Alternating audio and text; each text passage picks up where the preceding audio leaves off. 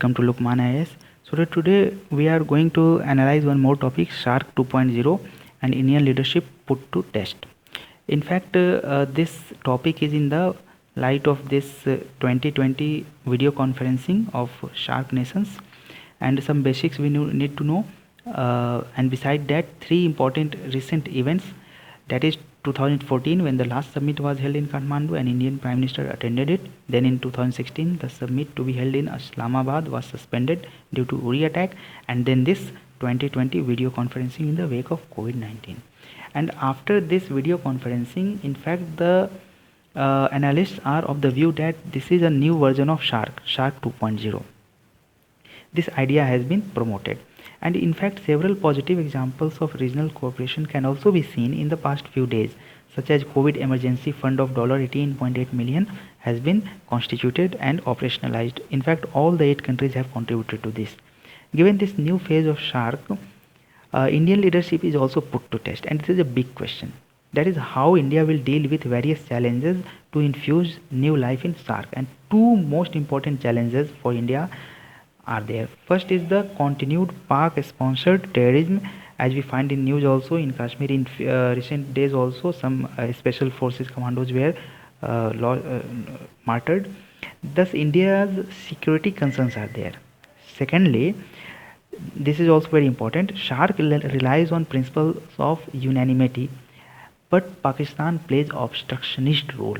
For example, Pakistan withdrew from SAARC satellite, Pakistan withdrew from Trans-South Asia Road Connectivity Project, and that's why India is tending to move towards a new concept, SAARC minus Pakistan, and this is getting reflected in BVIN and BIMSTEC. Given all this, will SAARC again find center stage in South Asia? It remains to be seen, and this is where the Indian leadership is put to test. Now friends, let us see what potential SAARC has and why SAARC is needed. SAARC countries enjoy shared history, shared culture and shared geography. It is very important. In fact, SAARC countries enjoy distinct cultural and historical linkages since thousands of years, which we study in our history syllabus. They also enjoy unique geographical location and factors, and that's why SAARC countries in fact constitute a continent within a continent, that is Asia, and therefore we call it Indian subcontinent. This region is known for people to people contact since historical times via trade, migration, all these things. Also the region has shared problems like this shared history and geography we discussed above. For example, poverty. This South Asian region has huge population density and huge poverty. In terms of HDI, we are not doing very well when compared to the developed countries. Similarly, climate change is also a risk for all. For example, erratic pattern of monsoon will affect the whole South Asia. Similarly, cyclone incidents are there, and again similarly seismicity by Himalayan orogeny is also a big challenge. Earthquake-like conditions can be there for all these countries. That's why we can see shared interests are there. In fact, regional connectivity and cooperation will integrate the region economically also and build people to people contact and a conducive environment for trust building. This will lead to peace, prosperity and security in the region. Similarly, regional issues like Rohingya issues, this also needs cooperation at regional level. So these are potential and needs of this SAARC. Now friends, let us see some bright spots and failures. The bright spots are very few, and we can see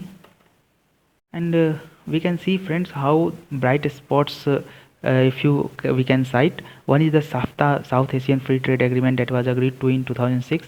Similarly, South Asian University is sponsored by SAARC nations, all the 8 countries. In Male's summit in 1997 also, it is also seen to be a good achievement during Indra Kumar Gujral, who was our Prime Minister at that time. A group of eminent persons was set up to provide a vision for SAARC 2020. So these are some bright spots, but failures are more. For example, frequent disruption of meetings, such as in 2016 after Uri attack was there. Similarly, motor vehicle agreement could not be materialized. In fact, such a vehicle agreement not getting materialized is affecting the trade activities. For example, between India and Afghanistan, there is difficulty in trade. Similarly, SAFTA though it has been agreed to, but it has not been very successful. But now the question remains, why largely SAARC is failure? So the first and foremost point is India-Pakistan ARC rivalry, and of course we have seen in the our last slide itself how India-Pakistan rivalry is there, and in fact Pakistan sponsored terrorism is a big challenge. Secondly, bilateral relation between India and its neighbors are also not very good, and we can cite several examples. For example, with Nepal, over Madheshi issue and constitution making in Nepal, we had some problems. Then with Bangladesh also, we have Tista problems, and with Sri Lanka we have issues over fishermen. These things are there, but these are not challenges as such. In fact, these are not major challenges. In fact, the SAARC can act as a platform for resolution of these problems. This should be seen as a positive aspect for the side of SAARC. Now the third, why SAARC is not very much successful, is the Chinese interplay in the region.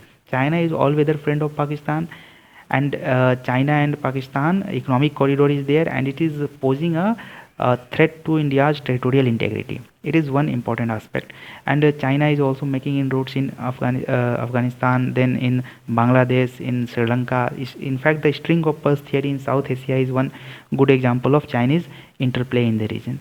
And then the next is the alleged big brotherly attitude of India, such as economic blockade of Nepal. In some 3 or 4 years back, economic blockade of Nepal was there, and many a times because of Indian heavy weight, for example in terms of economic weight, many countries see India as posing big brotherly attitude.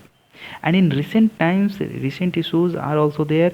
National Register of Citizen in case of Assam, this is posing a challenge of India and Bangladesh bilateral relation. Similarly, the Citizenship Amendment Act, this is also another dimension affecting our neighborhood, because these countries are saying that there is no persecution in those countries. So this is one recent example. Now the thing, what should be done? So political will should be built so that there is trust. Trust building is the most important aspect, whether it is Pakistan, India or any country. Political will should be there to build the trust. How to build this trust?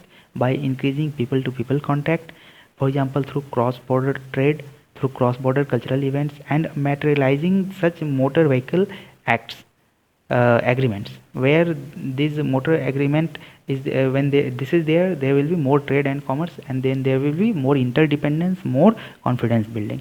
Then secondly, Gujarat doctrine for India should also be there.